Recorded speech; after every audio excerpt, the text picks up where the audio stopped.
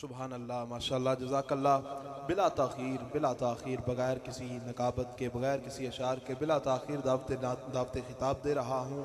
کسی تعارف کے محتاج نہیں، میری اور آپ سب کی محبوب شخصیت پیرزادہ رضا ثاقب مصطفی صاحب، آپ کے شاگرد خاص حضرت علامہ مولانا حفیظ اللہ مصطفی صاحب، آپ سے ملتمس ہوں کہ آپ آئیں اور اپنے روحانی و وجدانی خطاب سے ہمارے دلوں کو منور و معطر فرمائیں۔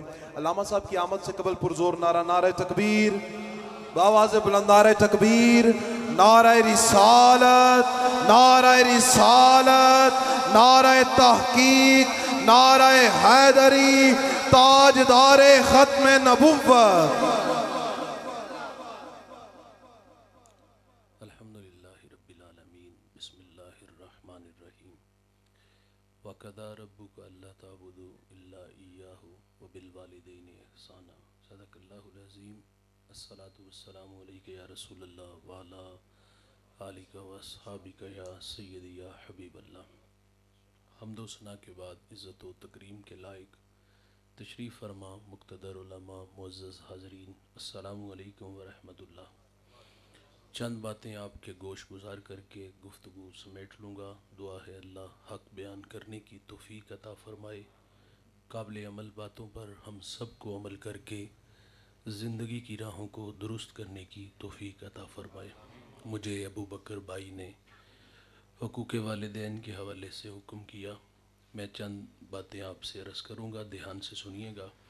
اللہ تعالی ہم سب کو توفیق عمل عطا فرمائے۔ ارشاد باری تعالی ہے، تیرے رب نے فیصلہ فرما دیا اللہ کے علاوہ کسی کی عبادت نہ کرو۔ وَبِالْوَالِدَيْنِ إِحْسَانًا، اور والدین کے ساتھ حسن سلوک سے پیش آؤ۔ اپنی عبادت کے متصل بعد ہم سے اس بات کا تقاضا کیا کہ تم والدین کے ساتھ حسن سلوک سے پیش آؤ۔ نبی رحمت صلی اللہ علیہ وسلم فرماتے ہیں، رضا اللہ فی رضا الوالدین و سخط اللہ فی سخط الوالدین۔ فرمایا اللہ کی رضا والدین کی رضا میں ہے، اللہ کی ناراضگی والدین کی ناراضگی میں ہے۔ جس نے ماں باپ کو راضی رکھا اس نے اللہ کو راضی کیا، اور جس نے ماں باپ کو ناراض کیا اس نے اپنے اللہ کو ناراض کیا۔ آپ نشان لگائیے گا بھائی اس بیٹے پہ جو فرما بردار ہے، اور اس بیٹے پہ بھی نشان لگانا کبھی بھی نہ بھولیے گا جو نافرمان ہے۔ آپ کو دنیا میں رزلٹ ملے گا، فرما بردار بیٹا جیے گا شان سے، مرے گا ایمان سے، اور جو نالائق ہوگا، نافرمان ہوگا، خدمت سے جی چرانے والا ہوگا، وہ دنیا میں بھی ذلیل ہوگا، اور جب داور محشر جو قیامت کا منصف ہے اس کے سامنے جائے گا تو سر پہ عزت کی دستار نہیں ہوگی، بلکہ ذلت و رسوائی کا سامنا کرنا پڑے گا۔ بھائی جان سیدھی سی بات ہے، اگر عزت سے جینا ہے تو ان بوڑھوں کی عزت کرو، اور اگر یہ روٹ کے چلے گئے تو عرش کا رحمان ہم سے ناراض ہو جائے گا۔ پرانی کہانی ہے، تقریباً 1.5 عشرہ پہلے میں ایک سفر میں تھا تو سر راہ مجھے ایک بوڑھا ملا۔ خدا جھوٹ نہ بلائے تو اس بوڑھے کی عمر 80 برس تھی، دودھ کی طرح سفید داڑھی ہے، اور اس کا سارا بدن پسینے سے شرابور تھا، سر پہ اس نے کپڑوں کی گٹھڑی اٹھائی ہوئی تھی۔ گزرتے میرے قدم رک گئے، میں نے انہیں اپنے ساتھ بٹھا لیا۔ میں نے محسوس کیا کہ یہ بوڑھا زخمی ہے، اور یہ زخم کسی پرائے نے نہیں، اپنے نے دیے ہیں۔ باتیں میری الجھی تھیں۔ میں نے کہا کہاں کے ارادے ہیں؟ مجھے منزل سے آگاہ کیا۔ میں نے عرض کیا قریب لاری اڈا تھا، گاڑی پہ بیٹھ جاتے۔ آواز تھوڑی سی کمزور ہو گئی۔ مجھے کہتے میرے پاس کرایہ نہیں ہے۔ میں نے کہا بیٹے کو ساتھ لے لیتے۔ بیٹے کا کہا تو بوڑھے کا لہجہ ٹوٹ گیا، چھم چھم آنکھیں برسنے لگیں، ہونٹ کپ کپانے لگے۔ مجھے رو کے کہتے مولوی صاحب آج بیٹے نے گھر سے نکال دیا ہے، والد کو نہیں بھائی، رب کی رحمتوں کو نکال دیا۔ یہ ناراض گئے تو اللہ ناراض ہو جائے گا، اور اگر یہ راضی ہے تو سونا رب راضی ہے۔ علماء سے آپ نے ایک بار نہیں 1000 بار یہ واقعہ سنا ہے۔ موسیٰ علیہ السلام ایک دن اللہ سے عرض کرتے ہیں، یا اللہ جنت میں میرا ہمسایہ کون ہوگا؟ فرمایا فلاں کسائی۔ اس کا عمل ڈھونڈنے کے لیے دکان پہ آئے، اور اپنے بارے میں خبر نہیں دی کہ میں اللہ کا نبی موسیٰ علیہ السلام ہوں۔ اس کے مہمان بن کے اس کے گھر تک آئی۔ جب یہ گھر میں داخل ہوئے تو ایسا بھی نہیں ہوا کہ نظریں چرا کے حجرے میں چلا گیا ہو. ہمارے رویے بوتل برگر چھپا کے لے جاتے ہیں. دیکھیے میں یہ نہیں کہہ رہا کہ آپ بیوی کی خدمت نہ کرو، ضرور کرو. آپ کی خاطر ماں باپ، بہن بھائی، سہیلیاں چھوڑ کے آتی ہے. لیکن میرا کہنا ہے بھائی، جنہوں نے پالا پوسا، جوان کیا، ہمیں یہاں تک لا کے کھڑا کیا، جو مقدم تھے، انتہائی معذرت سے جوانوں ناراض نہ ہوئیے گا، میرا لہجہ تلخ ہے تھوڑا سا، قبول کیجئے گا، ان سے 100 روپیہ چھپا کے لے جاتے ہوئے کیا ہمیں شرم نہیں آتی؟ کیا حیثیت ہے اس کی؟ خیر موسیٰ علیہ السلام فرماتے ہیں کہ گھر میں داخل ہوئے تو میں نے کیا دیکھا. اس جوان نے سب سے پہلا کام یہ کیا، لکڑیاں جمع کی، آگ جلائی، اس پہ ہنڈیاں رکھی اور اپنے ہاتھوں سے کھانا بنایا. جب کھانا تیار ہو گیا تو چارپائی پہ ایک نحیف سی بڑیا تھی، اسے اٹھایا اور نوالے توڑ توڑ کے اس کے منہ میں رکھے، عاشقوں کی طرح خدمت کرنے لگا. جب اس بوڑھی ماں نے کھانا کھا لیا تو وہ بڑبڑانے لگی، کچھ کہنے لگی. موسیٰ علیہ السلام فرماتے یہ کون ہے؟ تو اس نے کہا یہ میرے ماں جی ہیں. فرمایا یار یہ کچھ کہہ رہی ہیں. زیر لب مسکرا کے کہتے ماں کہتی ہے اللہ جنت میں تمہیں موسیٰ علیہ السلام کا پڑوس عطا فرمائے. کہا آپ ہی مجھے بتاؤ نا کہاں اللہ کے نبی موسیٰ علیہ السلام، کہاں میں؟ تبھی یہ تمہیں نشہ پیدا ہو جائے گا. موسیٰ علیہ السلام فرماتے میں تیرے سامنے کھڑا ہوں. خدمت کا صلہ دیکھو جوانوں کتنا بڑا ہے، نبی سے ملا دیتا ہے. ان کی خدمت ان کی زندگی میں کرو، مرنے کے بعد آدھی مسجد بھر دینے سے کیا ہوگا؟ تاکید کرتے ہیں نا کہ مہنگے سے مہنگا پھل بھی آئی ختم میں. بھائی جان ڈاکٹر صاحب نے ہمیں 2 ماہ پہلے کہا تھا انہیں اچھی غذا کی ضرورت ہے، وہاں شاپر چھپا کے لے جاتے تھے. آج انواع و اقسام کے کھانے پھل مسجد میں لا کے مسجد بھر دی. زندگی میں کھلاؤ نا. آپ دیکھتے جب قبرستان ہم جاتے ہیں تو جوتے اتار کے جاتے ہیں، باہر ہی اتارتے ہیں، اور وہاں سے واپس پلٹتے ہوئے الٹے قدم آتے. کاش کہ یہ ادب ہم نے زندگی میں کیا ہوتا. زندگی میں کبھی ہم نے ان کے پاس بیٹھنا بھی گوارا نہ کیا. قدر کرو بھائی، یہ دوبارہ نہیں آئیں گے. سچی بات ہے، آپ زندگی سے راستہ مانگو گے، زندگی آپ کو راستہ نہیں دے گی. آج آپ کے پاس وقت ہے، ان کی قدر کرو. اور یہ جو ماں باپ ہوتے ہیں نا دوست، یہ بوڑھ کے درخت کی طرح ہوتے ہیں. میرا تعلق ایک دیہات سے ہے. ہمارے دیہاتوں میں جب لائٹ چلی جاتی تو ہم 4 پہیاں اٹھا کے بورڈ کے درخت کے نیچے آ جاتے. گنا ہوتا ہے نا اس کا سایہ، نیچے بیٹھنے والے آسودگی محسوس کرتے. لیکن یہ احساس نہیں ہوتا جو نیچے بیٹھے ہوتے ہیں نا کہ اس درخت نے اپنے اوپر دھوپ کتنی برداشت کی ہے، کتنی دھوپ برداشت کر کے ہمیں ٹھنڈا سایہ دیا. قدر نعمت زوال نعمت کے بعد ہوتی ہے. اس درخت کی قدر اس وقت ہوتی جب کاٹ لیا جائے، ہٹا لیا جائے. مجھے بتائیے گا جہاں کبھی شجر تھا، لائٹ چلی جائے، آپ 4 پہی اٹھا کے وہاں لا کے رکھو، آسودگی ملے گی؟ دیوار کا سایہ ڈھونڈو گے، آسودگی نہیں ملے گی.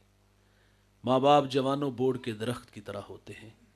یہ سارے زمانے کے دکھ، آزمائشیں، تکلیفیں اپنے اوپر لے لیتے ہیں، لیکن اپنی اولاد کو تتی ہوا نہیں لگنے دیتے. میں رات کا مسافر ہوں، اکثر لیٹ ہی گھر جاتا ہوں. آج بھی یہاں سے فارغ ہوں گا تو سحری کے وقت پہنچوں گا. میں جب بھی کسی بڑے شہر سے گزرتا ہوں رات 2-3 بجے تو میں دیکھتا ہوں فیکٹریوں سے جوان بوڑھے کام سے فارغ ہو کے گھروں کی طرف جا رہے ہوتے ہیں. جوانوں کو دیکھ کے مجھے کبھی بھی تعجب نہیں ہوا. مجھے پتہ ہے ان کے کچھ خواب ہے اور یہ خوابوں کی تکمیل کا سفر ہے. 8 نہیں 18 گھنٹے کام ہے. آرزو ہے کلر کہار کا امیر ترین شخص بننے کا خواب رکھتا ہے. یہ ہمسائے کے گھر سے بڑا گھر اور گھر میں کھڑی گاڑی سے بڑی گاڑی دیکھنا چاہتا ہے، تو اس لیے 18 گھنٹے کام کر رہا ہے. کبھی بھی تعجب نہیں ہوا. تعجب تو بوڑھوں کو دیکھ کے ہوتا ہے. وقت آرام کا ہے، خدمت کروانے کا ہے. یہ سائیکل پہ گھر سے نکلتا ہے، 10 جگہ سانس لیتا ہے، بمشکل فیکٹری پہنچتا ہے تو وہاں بھی تھک ہار کے بیٹھے تو مالک گالی بھی دے لیتا ہے. یہ بوڑھا 18 گھنٹے کام کیوں کرتا ہے؟ تعجب ہوتا ہے. پھر یہ احساس بھی روکتا ہے یار پیٹ نہیں لگا، اس کی بھی تو آگ بجھانی ہے، اس کے بھی تو کچھ تقاضے ہیں شاید کے پیٹ کے لیے. لیکن جب میں عمر دیکھتا ہوں منہ میں دانت نہیں، انواع و اقسام کے کھانے پھل نہیں کھا سکتا، یہ بوڑھا اپنی ذات پہ کیا خرچ کرتا ہوگا؟ صبح چائے رس رات کو دلیا. اپنی ذات پہ 50 روپے خرچ کرنے والا فیکٹری میں 18 گھنٹے کام کیوں کرتا ہے؟ میں والدین کی عظمت کو سلام پیش کرتا ہوں. ان کے پیش نظر ہوتا ہے پہلے بچے چھوٹے تھے اسکول پڑھتے تھے، اب کالج میں یونیورسٹیوں میں پڑھتے ہیں. تعلیمی اخراجات بڑھ گئے نا. اب وہ تعلیمی اخراجات پورے کرنے کے لیے بوڑھا باپ فیکٹری میں 18 گھنٹے کام کر رہا ہے, پردیس کے دھکے کھا رہا ہے, اور ہماری بوڑھی ماں گھر میں سلائی مشین چلا رہی ہے. نظر والی اینک لگ گئی یار. شہر میں آ کے پڑھنے والوں بھول گئے ہو کس کی ماں نے کتنا زیور بیچا ہے. او بھائی ہمیں بڑا دیکھتے دیکھتے بوڑھے ہو گئے اور خود ہارتے رہے. اچھا, ان کے پیش نظر یہ بھی ہوتا ہے کہ ہم پڑھے لکھے نہیں, کل کو ہمارے بچے ہماری جگہ پہ نہ کھڑے ہوں. کیا یہ خواب ہوتا ہے نا والدین کا؟ لیکن صد افسوس دوست, اتنی قربانیاں دینے والے والدین, بوڑھے ہوئے ہم بڑے ہوئے. تو یہ تو کوئی انگلش کا کوئی ٹیڑھا میڑھا لفظ بول دے, اولاد مذاق اڑاتی ہے. 4 کلاس ابا جی پڑھ لیندے, گل کرنی تے ہوندی. ماضی کے اوراق پلٹو, وہ رت جگے, وہ پردیس کے دھکے, وہ فیکٹری کے 18 گھنٹے یاد نہیں آئے؟ کہاں سے اٹھا کے کہاں تک لائے؟ آج یہ بات کرتے ہوئے شرم نہ آئی؟ اور میں نے بعض نالائق ایسے بچے بھی دیکھے ہیں جو ماں باپ کا تعارف کراتے شرماتے ہیں. میرے دیہات کا ایک بوڑھا جوتے گانٹ گانٹ کر کے اس نے بچوں کو پڑھایا. بچے لاہور چلے گئے. یہ دیہات سے گڑ گنا ہمارے دیہاتوں میں ہوتا ہے. یہ سوغات لے کے لاہور گیا, اتفاق سے اس کے دوست بھی آئے ہوئے تھے اس دن. تو وہ ملاقات کر کے بوڑھا دوسرے کمرے میں آنے لگا. تو کسی دوست نے کہا یہ کون ہے؟ تو کہتا یہ دیہات میں ہمارا ملازم ہے. ماں باپ ہماری خدمت نوکروں کی طرح کرتے ہیں, لیکن نکمی اولاد کو تو نوکر نہیں سمجھنا چاہیے یار. آپ علامہ صاحب ہو, بہت بڑے مفتی صاحب ہو, بہت بڑے پیر صاحب ہو, بہت بڑے سرمایہ دار ہو یار, بہت بڑے سیاست دان ہو, اور گھر جاؤ تو یہ سارے سٹار اتار کے جایا کرو یار. گھر جاؤ تو وہی 25 سالہ پرانا جو ماں پیار سے تمہارا نام لیتی تھی, پپو لیتی تھی یا وہ ببلو لیتی تھی, وہ بن کے جایا کرو نا. لیکن حادثہ یہ ہے کہ ہم گھر میں جاتے ہیں تو چھوٹا نہیں بڑا بن کے جاتے ہیں. امام اعظم کتنا بڑا نام ہے یار, شہر کا سب سے بڑا مفتی ہے. ماں بیٹے سے کہتی بیٹا سواری تیار کرو, میں نے فلاں بوڑھے عالم سے مسئلہ پوچھنا ہے. تو آپ یہ نہیں کہتے ماں جی آپ سوال کریں, مجھے مدت ہوگی دین پڑھتے پڑھاتے, سوال کریں جواب ملے گا, دلائل کی انبار لگاؤں گا, تشفی ہو تو ٹھیک, نہیں تو چلے جائیں گے. یہ بھی نہیں کہتے ماں میرے بارے میں شہرت نہیں سنی کہ شہر کا سب سے بڑا مفتی میں ہوں. یہ بھی نہیں کہتے ماں وہ عمر میں بڑے ہیں لیکن علمی قد تیرے بیٹے کا بڑا ہے, وہ خود اصلاح چاہتے ہیں مجھ سے. وہ نہیں بھائی, بولے بالے بن جاتے, سواری تیار کرتے, ماں کو اونٹ پہ بٹھاتی, خود نکیل پکڑتے اور اس عالم کے دروازے پر چلے جاتے, اور جا کے کہتے جی میری ماں نے آپ سے مسئلہ پوچھنا ہے, مہربانی کر کے ذرا ان کی تشفی فرما دیں. وہ شرمندہ ہوتے کہ یہ مجھ سے بڑے ہیں.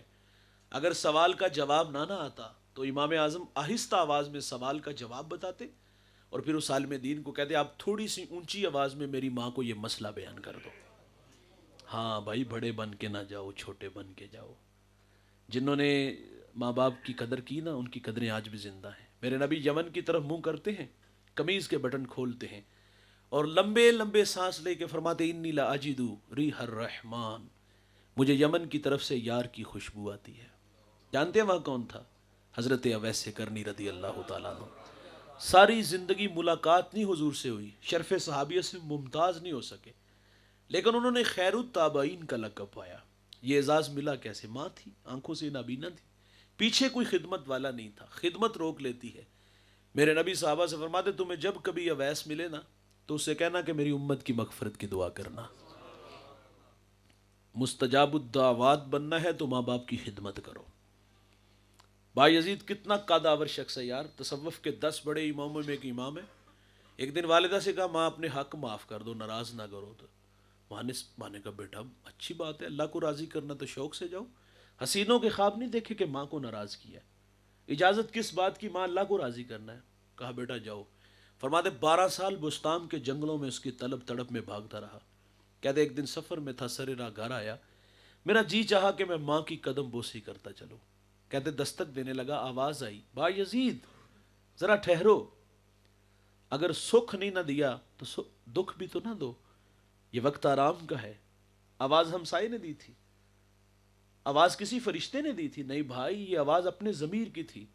فرماتے اس احساس نے مجھے روک لیا اور میں ساری رات دروازے کے پاس کھڑا رہا.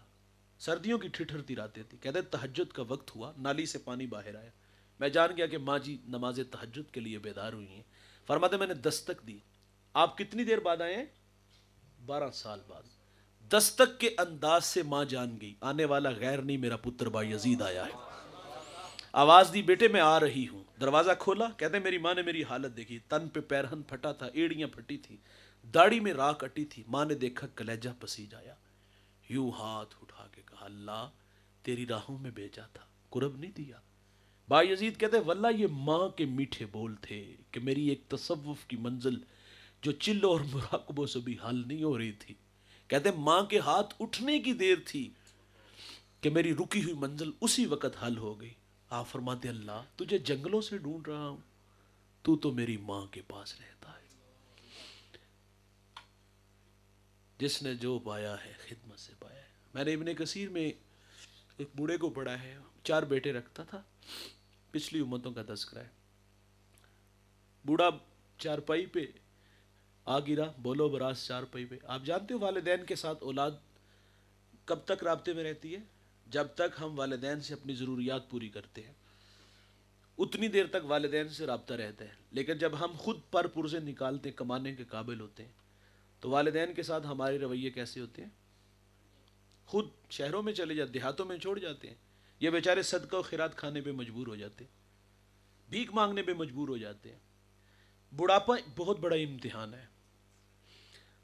زندگی موت سے لڑنے لگا. 4 بیٹے تھے، ایک چھوٹا جو تھا وہ سعادت مند تھا. اس نے بھائیوں کو بلا کے کہا کہ بھائی سیدھی سی بات ہے، والد بیمار ہے، انہیں خدمت کی ضرورت ہے. لیکن عجیب فیصلہ ہے، اگر باپ کی خدمت میں کروں تو وراثت سے مجھے کوئی حق نہیں ملے گا، اگر آپ کرو تو آپ کو وراثت سے کوئی حق نہیں، حصہ نہیں ملے گا. تینوں نے نظریں ملائی، دولت کے بھوکے تھے، دولت لے اڑے. اور اس کی آرزو تھی کہ میں والد کی خدمت کروں، بڑی خدمت کی.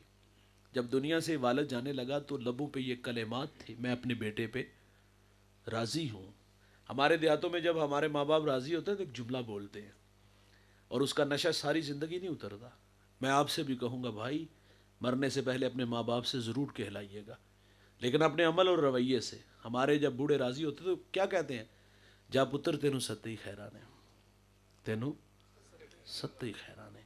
وہ بوڑھا اس حال میں دنیا سے گیا کہ راضی تھا. ساتھ ساتھ رویے یاد رکھیے گا جو باتیں میں سنا رہا ہوں آپ کو. اب یہ غربت کی لکیر پہ کھڑا ہے، دولت کے بھوکے تو دولت لے گئے، اس کی کل کائنات اس کا باپ تھا. ایک شب خواب میں اس نے دیکھا کہ ایک اللہ والا مجھے ملا ہے. اس نے کہا بیٹا فلاں شجر کے نیچے 100 درہم پڑا ہے، اٹھاؤ لے آؤ. سوال کیا اس میں برکت ہے؟ کہا برکت نہیں ہے، کیونکہ کثرت اور برکت میں فرق ہے، کثرت اور ہے برکت. دوسرے دن ملاقات ہوئی تو کہا بیٹا 10 درہم ہے، کہا برکت. کہا نہیں. تیسرے دن پھر ملاقات ہوئی، کہا 1 درہم ہے، کہا برکت. کہا ہاں اس میں برکت ہے. کہتے میں وہاں گیا، درہم اٹھایا، بازار گیا، وہاں ایک دکاندار آوازیں دے رہا تھا 1 درہم میں 2 مچھلیاں. وہ کہتا ہے میں مچھلیاں گھر لے آیا، پیٹ چاک کیے تو 2 قیمتی موتی نکلے. ایک موتی لے کے بازار آیا، بھلا زمانہ تھا آج تو لوگ دا لگا لیتے ہیں نا. اس نے سنار کو دکھایا تو اس نے کہا بھائی اس کی قیمت پورے بازار میں کوئی نہیں دے سکتا. بات شاید وقت تک پہنچی، جواہری بلائے گئے. ایک موتی کی قیمت کتنی لگی ہوگی؟ 10,000، 20,000، 25,000 درہم. نہیں بھائی، ایک موتی کی قیمت 30 خچر، ان پہ جتنا سونا لاد لیا جائے. وہ گھر لے گیا، بادشاہ نے پھر بلا لی، کہا اور رکھتے ہو؟ کہا رکھتا ہوں. کہا بیچتے ہو؟ کہا بیچتا ہوں. کہا قیمت؟ کہا اب ریٹ میری مرضی کا ہوگا. کہا مانگو کیا مانگتے ہو؟ کہا ڈبل لوں گا. 60 خچر سونا لاد کے لے گیا. یقیناً اس شہر کا بادشاہ کے بعد سب سے امیر شخص وہ ٹھہرا. کون جوانوں؟ جس نے اپنے بوڑھے باپ کی خدمت کی. اور دولت سب کچھ نہیں ہوتی یار، یہ ٹگئی سب کچھ نہیں ہوتے. ماں باپ بڑی دولت ہے یار، اس دولت کی قدر کرو. لیکن اس دولت کی ہم نے قدر دیکھی ہے بڑھاپے میں جب وراثت تقسیم ہوتی ہے. اور وراثت جب تقسیم ہوتی ہے تو جھگڑا ہوتا ہے. ایک جھگڑا ہوتا تھا بچپن میں، کتنا مزیدار جھگڑا ہوتا ہے، ماں میری ہے باپ میرا ہے. یار ہم کیوں بھول گئے یہ جھگڑا؟ یہ جھگڑا اچھا تھا.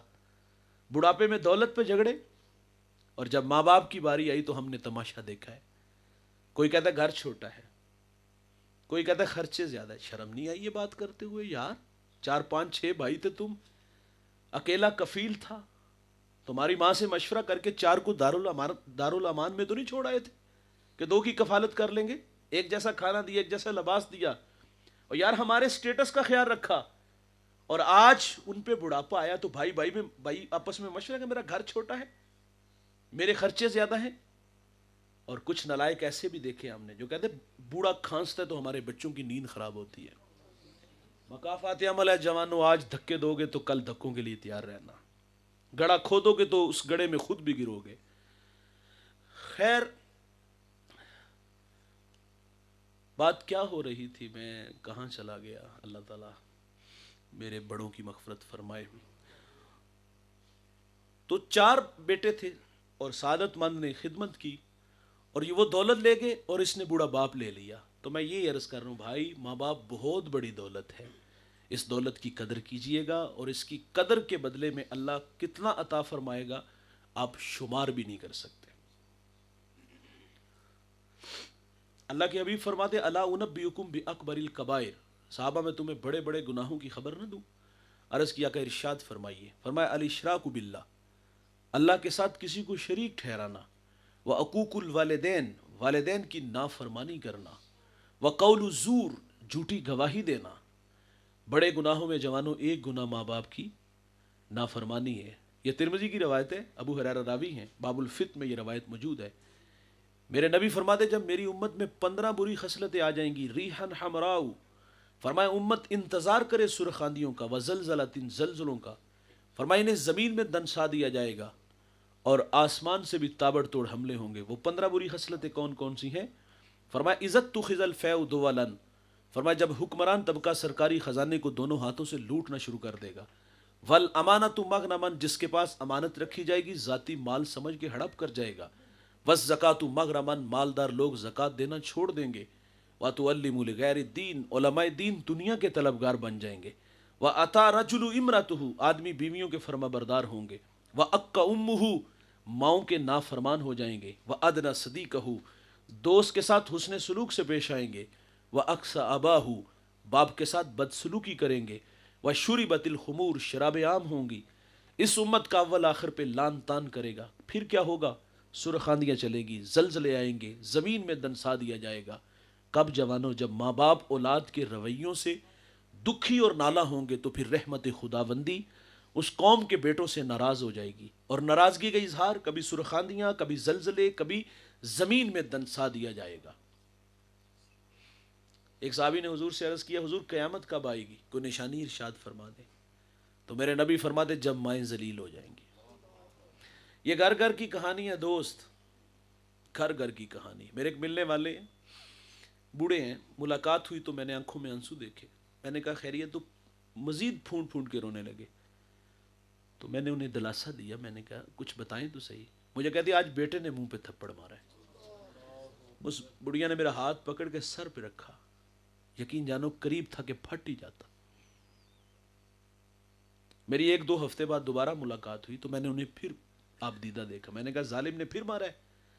مجھے کہتے اس نے کچھ نہیں کہا، تیری باتوں نے دکھی کیا ہے. میں نے کہا میں نے آپ کو کیا کہا؟ تو مجھے کہتے میں نے تیری یہ باتیں سوشل میڈیا پہ سنی ہیں، بہت سارے لوگ تیرے سامنے بیٹھے تھے. تو میرا دل خوف کھانے لگا، ڈوب گیا کہ اتنے لوگوں میں سے کسی نے میرے بیٹے کو بد دعا نہ دی ہو. میں نے کہا ظالم تو تھپڑ مارتا ہے اور وہ تیری زندگی کی بھیک مانگتی ہے. یہ ہے ماں باپ. جنوبی پنجاب سے ایک صاحب نے کال کی، کہتے مولوی صاحب مشورہ کرنا ہے آپ سے. میری ماں جوانی میں بیوہ ہوئی، اکیلا ہوں، کوئی بہن بھائی نہیں. اس بات کا احساس ہے ماں کے احسان میرے کندھوں پہ بڑے ہیں.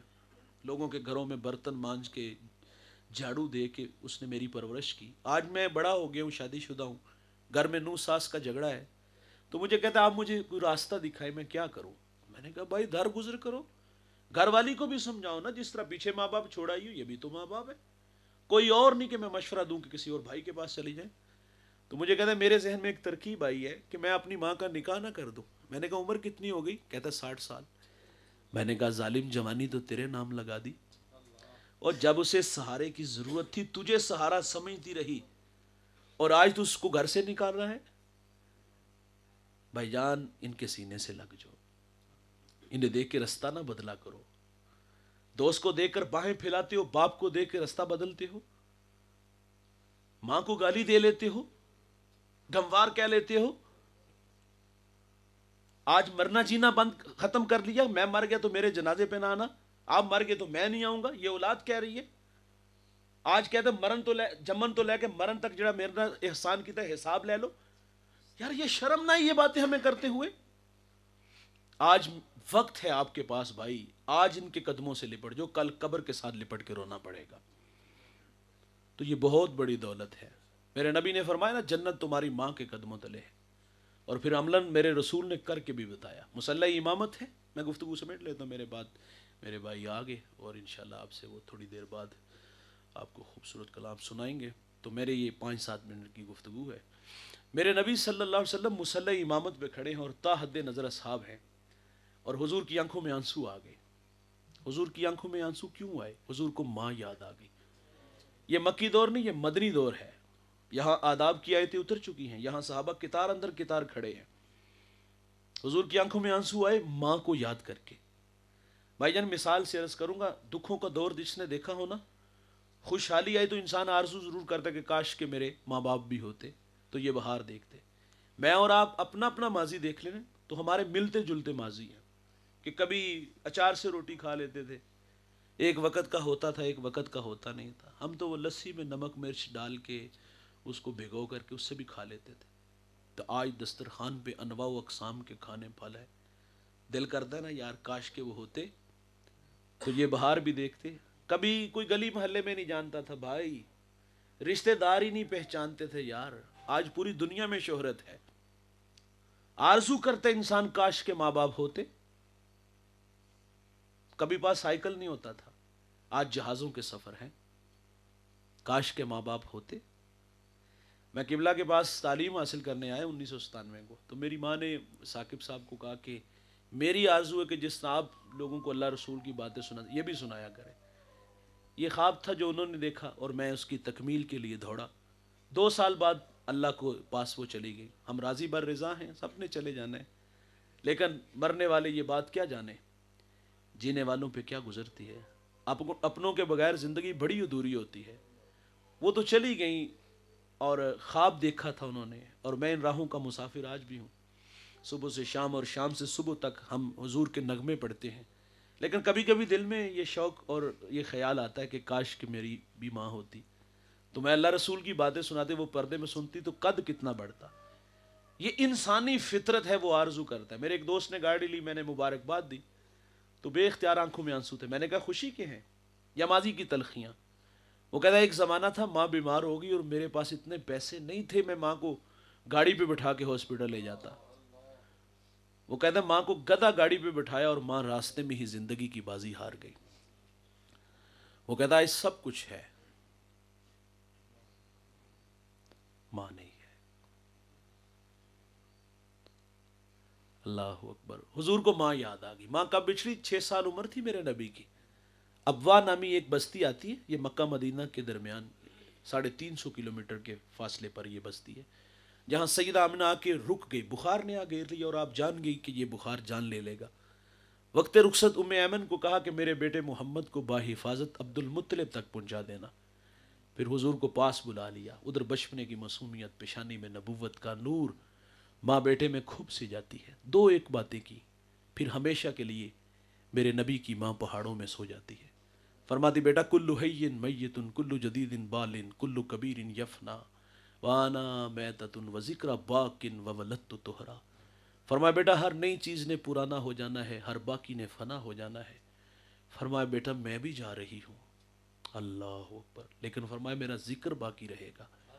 فرمایا اس لیے کہ میں تیرے جیسا پاکیزہ اور ستھرا محمد چھوڑ کے جا رہی ہوں. سانسوں کی مالا ٹوٹ گئی، موتی فضا میں بکھرے، ماں سے لپٹے لپٹ کے روئے، ننھے ننھے ہاتھوں سے کالے پتھروں کی قبر بنائی، آنسوؤں کا چھڑکاؤ کیا.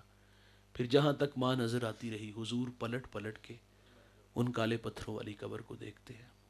میں پہلی دفعہ جب حاضر ہوا نا، سحری کا وقت تھا، میرے ساتھ کچھ دوست تھے، ہم واپس آنے لگے تو میں نے کہا یار آج ہم بھی جس طرح حضور ماں سے بچھڑے تھے، آج ہم بھی وہ ادا اس کو اپنائیں گے، پلٹ پلٹ کے دیکھیں گے. جب ہم نے پہلی دفعہ سیدہ آمنہ کے مزار کی طرف پلٹ کے دیکھا تو حضور کا 6 سال کا بچپنے کا زمانہ یاد آیا کہ ماں سے بچھڑتے ہوئے حضور کی کیا کیفیت تھی.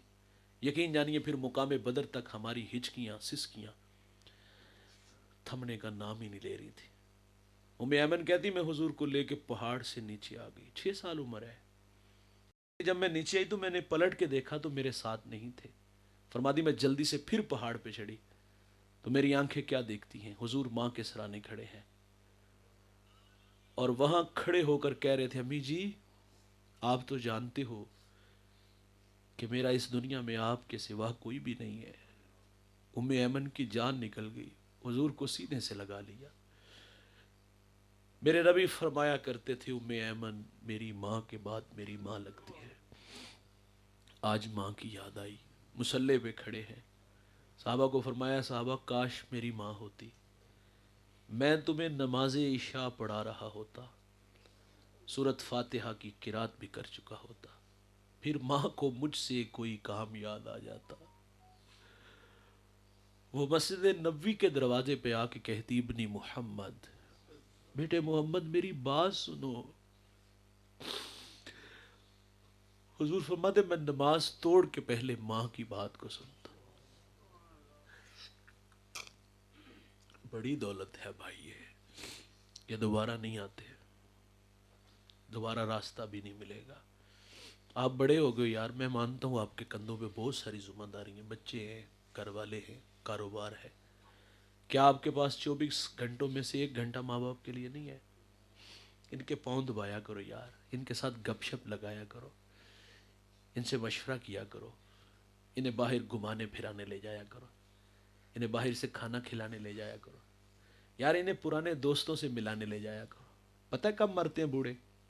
جب بچے ٹائم نہیں دیتے. آپ کے پیسوں کو کوئی بھوکے نہیں ہے، غلطی لگی ہے ہمیں، ہم 500 1000 دیتے ہیں، حق ادا ہو گئے. بڑا کمایا ہوتا ہے بھائی، تم پہ ہی خرچ کیا ہوتا ہے یار، آپ کے پیسوں کی ضرورت نہیں. انہیں صرف ٹائم دینا شروع کر دو، ان کے قدموں میں بیٹھا کرو. میرے چچا کہتے ہیں میں دوستوں کے ساتھ بیٹھ کے نا لوڈو کھیل رہے تھے یا کوئی اور گیم کھیل رہے تھے، دادی اماں شادی شدہ تھے اس وقت، تو دادی اماں لینے آئی تو آپ تھوڑے سے جذباتی ہو گئے کہ آپ جائیں میں آ رہا ہوں، میں کوئی بچہ ہوں. تو ان کے مابین ان کا ایک دوست جس کا نام اسلم ہے، تو اس کی آنکھوں میں آنسو آ گئے. کہا کیا ہوا؟ تو وہ کہتے ہمیں کوئی نہیں کہتا، پتر کا راجا کوئی نہیں یاد کرے گا بھائی، آج وقت ہے ان کی قدر کرو، دوبارہ نہیں آئیں گے. اللہ سے دعا ہے اللہ ہمیں ماں باپ کی قدر کرنے کی توفیق عطا فرمائے. ماں باپ زندہ ہیں، قدر کرے، دنیا سے چلے گئے ہیں. تو واصف علی واصف کا اگر اجازت ہو تو ایک بات کر لوں. واصف علی واصف نے کہا تھا کہ ماں باپ نہ ہوں، پیچھے جو اولاد چھوڑ جاتے ہیں فرمایا ان کے ساتھ حسن سلوک کیا کرو، ماں باپ قبروں میں آسودہ ہوں گے. آپ میں سے کئی بھائی امیر ہوں گے اور کچھ بھائی غریب ہوں گے. امیر بھائیوں کا حق بنتا ہے کہ غریب بھائیوں کی کفالت کریں، لیکن ہمارے سماج میں ایسا کہاں ہوتا ہے بھائی. امیر بھائی کے دسترخوان پہ انواع و اقسام کے کھانے پھل باقی کتوں کے آگے ڈال دیتے ہیں، روڑی پہ پھینک دیتے ہیں. دیوار کے متصل غریب بھائی کا گھر ہے، چیخوں کی بھی آوازیں آتی ہیں، لیکن یہ اتنا صفاق ہے، اسے کبھی خیال بھی نہیں آیا. اپنے بھائیوں کی کفالت لو، ماں باپ قبروں میں آسودہ ہوں گے. بہنیں غریب ہیں تو یار آپ امیر ہو تو بہنوں کی کفالت لے لو، لیکن غریب بہن تو بھائی سے رشتہ لینے آ جائے تو ہم نے رویے دیکھے ہیں. وہ کہتا ہے تجھے جرت کیسے ہوئی ہے، اوقات دیکھ، تو میری بیٹی کو 2 وقت کا کھانا نہیں دے سکتے. بھائی رازق آپ ہو. بہنیں ولی بنا دیتی ہیں بھائی، بہنیں ماں کا روپ ہوتی ہیں. اپنی بہنوں کے ساتھ اچھا سلوک کرو، ماں باپ قبروں میں آسودہ ہوں گے. اللہ تعالیٰ سے دعا ہے اللہ ہمیں عمل کی توفیق عطا فرمائے. میں شکر گزار ہوں ابو بکر بھائی کا، بڑا مہربان بھائی اور بڑی محبتوں سے نوازنے والا بھائی. اللہ اس کی محنت جستجو کاوش اپنی بارگاہ میں قبول فرمائے. وآخر دعوانا